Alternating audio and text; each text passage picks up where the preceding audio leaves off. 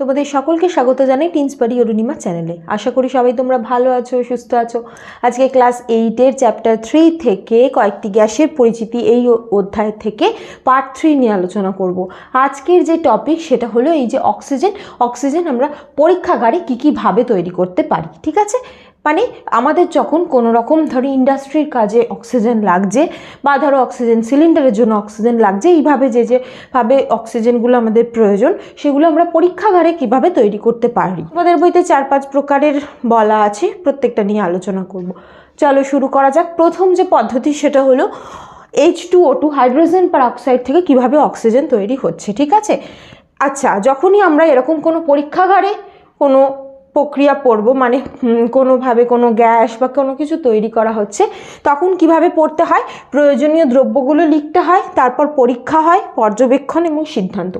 এরপর যখন তোমরা 11-12 প্র্যাকটিক্যাল খাতা লিখতে হবে, প্র্যাকটিক্যাল খাতাতেও সেমভাবে লিখতে হয়। প্রথমে প্রয়োজনীয় দ্রব্যগুলো পরপর লিখতে হয়, পরীক্ষা, পর্যবেক্ষণ, সিদ্ধান্ত। আর বাদিকের ছবিতে প্র্যাকটিক্যাল খাতার বাদিকে সেখানে ছবি আঁকতে হয়। ঠিক আছে, এইভাবে করতে হবে। এখানে বলে রাখি প্রয়োজনীয় দ্রব্য কী কী লাগছে। এক্ষেত্রে বুঝতেই পারছো, H2O2 থেকে যেহেতু অক্সিজেন তৈরি হচ্ছে হাইড্রোজেন পারঅক্সাইড থেকে, তাহলে প্রথম যে প্রয়োজনীয় দ্রব্য কি সেটা হলো হাইড্রোজেন পারঅক্সাইডের লঘু দ্রবণ, মানে হাইড্রোজেন পারঅক্সাইডের সাথে এখানে জল মিশে আছে। ঠিক আছে, আচ্ছা, এখানে আমি H2O2 লিখেছি, তোমরা এটাকে হাইড্রোজেন পারঅক্সাইড বা H2O2 এরমভাবেও লিখতে পারো। Mn2 ম্যাঙ্গানিজ ডাইঅক্সাইড লাগছে, একটা মোমবাতি, পাটকাঠি লাগছে, একটা টেস্ট টিউব লাগছে, আর ক্ল্যাম্প লাগছে। ক্ল্যাম্প হলো টেস্ট টিউবকে ধরার জন্য ব্যবহার করা হয়। ঠিক আছে, তাহলে কিভাবে পরীক্ষা আমরা করছি, পরীক্ষা যখন আমরা লিখব, এরপর তোমাদের তো 11-12 এগুলো জানতেও হবে। পরীক্ষার কীভাবে হচ্ছে পদ্ধতিটা যখন লিখব, তখন পরীক্ষা পদ্ধতি বা অনেক সময় পরীক্ষা এরকমভাবে লেখা হয়। সেক্ষেত্রে প্রত্যেকটাকে আমরা ইনডাইরেক্ট স্পিচে লিখবো। যেমন ধরো আমি এখানে লিখেছি একটা টেস্ট টিউবকে ক্ল্যাম্পের সাহায্যে আটকানো হলো, এবার টেস্ট টিউবের মধ্যে H2O2 দ্রবণ ঢালা হলো। এবার তখন কোনো পর্যবেক্ষণ হলো, যখন আমরা ওর ভেতরে কিছু ঢাললাম সেটা হলো না, মানে তার ভিতরে কোনো পরিবর্তন নেই। এর মধ্যে যখন MnO2 সামান্য পরিমাণ মেশানো হচ্ছে, তখনই MnO2 কী করছে, বিক্রিয়াটা হতে সাহায্য করছে। এই MnO2 কী করছে, অনুঘটক হিসাবে কাজ করছে এবং বিক্রিয়াটা হতে সাহায্য করছে। তার ফলে কি হয়, শিখাহীন একটা জ্বলন্ত পাটকাঠি যদি প্রবেশ করানো হয়, টেস্ট টিউবের মুখে ধরা হয়, তাহলে সেই পাটকাঠিটা জ্বলে উঠবে। তাহলে এটাকে আমরা ছবির মাধ্যমে যদি আঁকার চেষ্টা করি, কিভাবে আঁকবো, একটা টেস্ট টিউব আঁকবো। এরকম টেস্ট টিউবটাকে একটা ক্ল্যাম্পের সাহায্যে আটকানো হলো, এই ক্ল্যাম্পটাকে এরমভাবে ধরা হলো, এখানটা হাতল, ক্ল্যাম্পের হাতল। ঠিক আছে, এবার এর ভিতরে প্রথমে কি দেওয়া হলো, প্রথমে দেওয়া হলো H2O2 দ্রবণ, তারপর ওর মধ্যে সামান্য পরিমাণে MnO2 দেওয়া হলো। MnO2 দেওয়ার পরে এই টেস্ট টিউবের মুখে একটা যদি শিখাহীন জ্বলন্ত পাটকাঠি, মানে একটা মোমবাতির সামনে ধরো পাটকাঠিটা ধরেছো, সেটাতে কিন্তু শিখা নেই, কিন্তু মোমবাতি মানে পাটকাঠিটা জ্বলছে, এরকম যদি অবস্থায় এটার মুখে নিয়ে যাও, তখন কি দেখবে যে পাটকাঠিটা জ্বলে উঠলো। কেন জ্বলে উঠলো, কারণ এই H2O2 এবং MnO2 বিক্রিয়াতে কি হচ্ছে, MnO2 এখানে অনুঘটকের কাজ করছে। H2O2 থেকে কি উৎপন্ন হয়েছে, অক্সিজেন উৎপন্ন হয়েছে। সেই অক্সিজেনটাই এই যে শিখাহীন জ্বলন্ত পাটকাঠিকে জ্বলে উঠতে সাহায্য করে। ঠিক আছে, পাটকাঠিটা জ্বলে উঠলো। বিক্রিয়াটা কি, সিদ্ধান্তের মধ্যে সবসময় বিক্রিয়া লিখতে হয়। H2O2, ঠিক আছে, সেখান থেকে তৈরি হচ্ছে 2 অণু জল আর অক্সিজেন। এই অক্সিজেনটা হলো গ্যাস, তাই জন্য আপসাইড অ্যারো দিয়েছি। তাহলে কি লিখব, যে MnO2 অনুঘটক কি করে, এই H2O2 থেকে অক্সিজেন তৈরিতে সাহায্য করছে। ঠিক আছে, এটা প্রথম পদ্ধতি। এই পদ্ধতিতে পরীক্ষাগারে অক্সিজেন প্রস্তুত করা হয়। নেক্সট হলো Na2O2 থেকে অক্সিজেন প্রস্তুতি। এই যে Na2O2 বা সোডিয়াম পারঅক্সাইড থেকে অক্সিজেন প্রস্তুতি, এক্ষেত্রে সোডিয়াম পারঅক্সাইডকে একদম কঠিন হিসাবে নেওয়া হচ্ছে এবং সেটাকে একটা কনিক্যাল ফ্লাস্কের মধ্যে নেওয়া হচ্ছে। কনিক্যাল ফ্লাস্ক দেখতে কীরকম, এই রকম ধরনের দেখতে। ঠিক আছে, আচ্ছা, এবার এইখানে তোমার Na2O2 নেওয়া হয়েছে। এবার এই কনিক্যাল ফ্লাস্কের মুখে একটা কর্ক লাগানো হয়েছে। কর্কটায় 2টো ছিদ্র আছে, এইখানে একটা ছিদ্র, একটা ছিদ্র।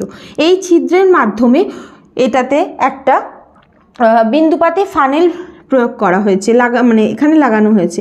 বিন্দুপাতি ফানেল এই রকম টাইপের দেখতে হয়, এই জায়গাটায় প্রবেশ করানো হয়েছে। এবার এই বিন্দুপাতি ফানেলে কি হয়, এখানটায় ধরো তোমার জল রাখা হয়েছে। বিন্দুপাতি ফানেল মানে কি, এটার মাধ্যমে এখানে বিন্দু বিন্দু করে জল এর ভিতরে পড়তে থাকছে, ঠিক আছে। আর এখান থেকে আর দ্বিতীয় যে ছিদ্র আছে সেটার সাহায্যে একটা কাচের বাঁকানো নির্গম নল লাগিয়ে দেওয়া হয়েছে, এরমভাবে আটকানো হয়েছে, কাচের বাঁকানো নির্গম নল, ঠিক আছে। এবার এই নির্গম নলের অন্য প্রান্তকে গ্যাস জারের মধ্যে প্রবেশ করানো হয়েছে। গ্যাস জারটা এরকম, এইখানে হলো জল আছে, এইখানে নলটাকে প্রবেশ করানো হয়েছে, ঠিক আছে। এবার দেখো, যখন এই বিন্দুপাতি ফানেলে কি আছে, তাহলে জল আছে, এখানে কি আছে, Na2O2 আছে। এবার যখন এই জল ড্রপ ড্রপ করে এখানে পড়তে থাকবে, সেটা Na2O2-র সাথে বিক্রিয়া করবে, বিক্রিয়া করে অক্সিজেন গ্যাস তৈরি করবে। যে গ্যাসটা এখান দিয়ে গিয়ে এই যে বাঁকানো নলের মাধ্যমে, কাচের বাঁকানো নির্গম নল দিয়ে গিয়ে গ্যাস জারে জড়ো হবে। কিভাবে দেখব গ্যাস জারে জমা হচ্ছে, এখানে দেখব যে গ্যাস জারের মধ্যে এরকম বাবেল তৈরি হয়েছে এবং এই যে জলস্তর এটা ক্রমশ নেমে যাচ্ছে, মানে এইখানে গ্যাস জমা হচ্ছে।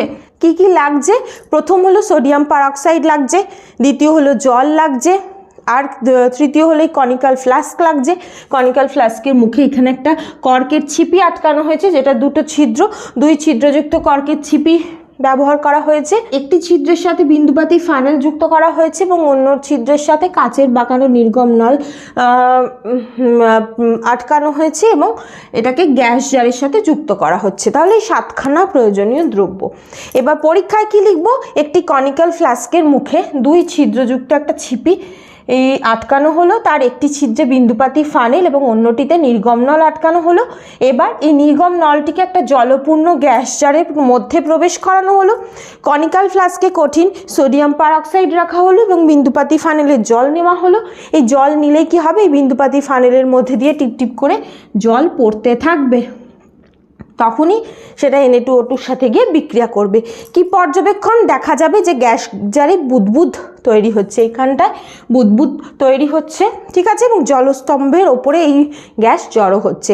কিভাবে বিক্রিয়া হচ্ছে, Na2O2 জলের সাথে বিক্রিয়া করে NaOH এবং O2 তৈরি করছে, অক্সিজেন গ্যাস তৈরি করছে। বোঝাতে পারলাম? এক্ষেত্রে কোনো রকম তাপ দিতে হয় না, এই পদ্ধতিতে Na2O2 থেকে সরাসরি অক্সিজেন প্রস্তুত করা হচ্ছে।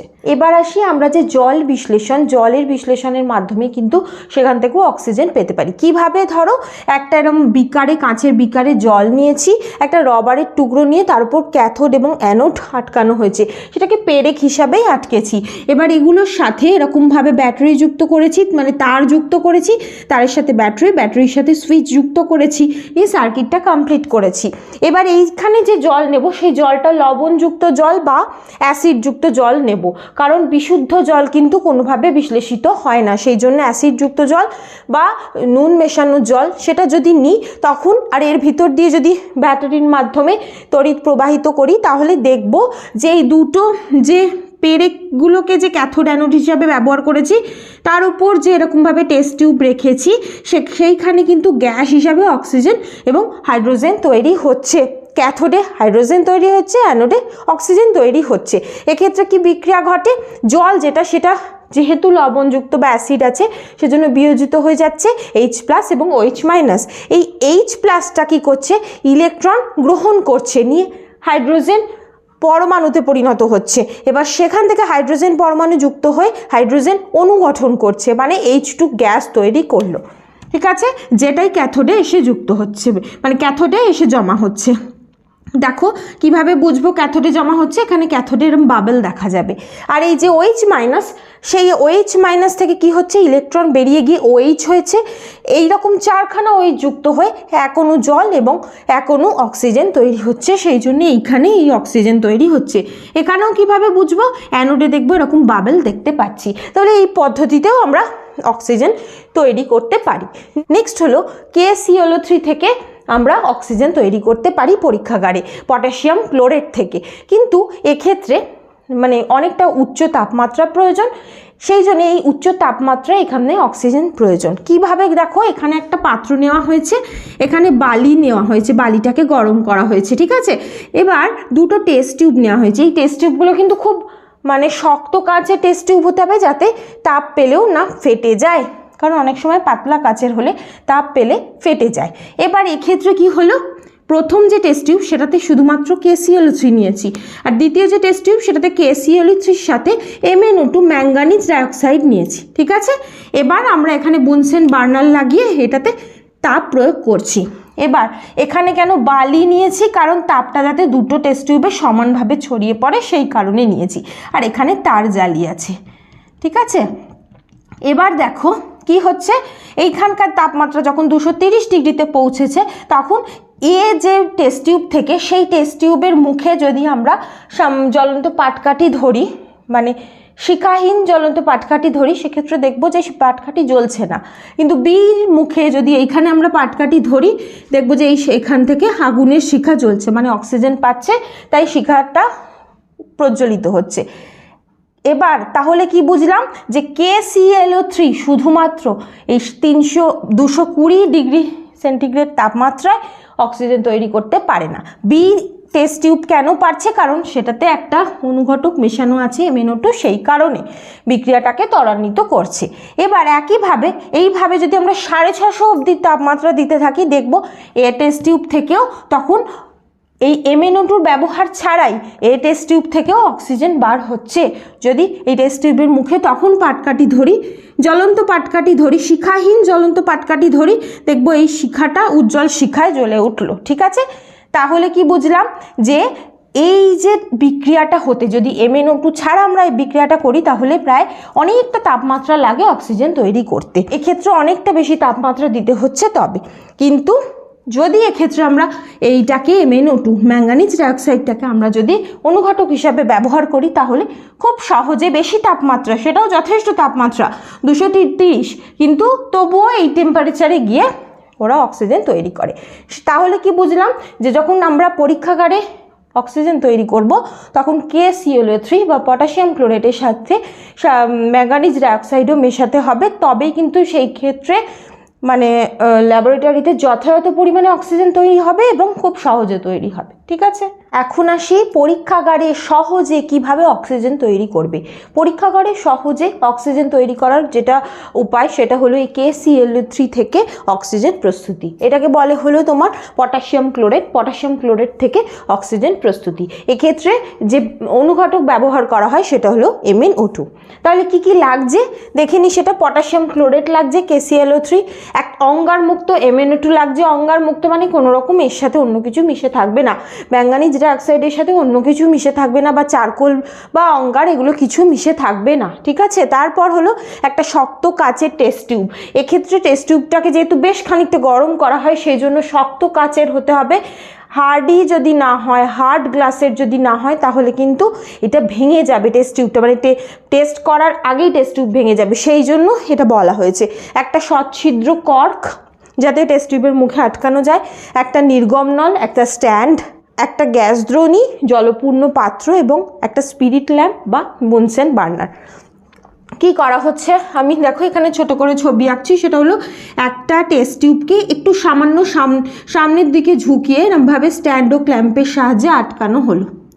ঠিক আছে, এখানে স্ট্যান্ড এবং ক্ল্যাম্পের সাহায্যে এখানটায় আটকানো হলো টেস্ট টিউবটাকে। ঠিক আছে, এবার এইখানে তুমি KClO3 নিয়েছো, এখানে কি নিয়েছো, KClO3। ঠিক আছে, তার সাথে MnO2 নিয়েছো। এবার এই KClO3 এবং MnO2 কিন্তু নির্দিষ্ট পরিমাণে নিতে হবে। 1 ভাগ ওজনের KClO3 নিলে তার সাথে 1 ভাগ ওজনের বিশুদ্ধ MnO2 নিতে হবে, মানে 4:1 অনুপাতে নিতে হবে। এর যদি 4 ভাগ হয়, 1 ভাগ, এইভাবে মিশিয়ে নিতে হবে। টেস্ট টিউবটাকে একটু সামান্য সামনের দিকে ঝুঁকিয়ে রেখেছি।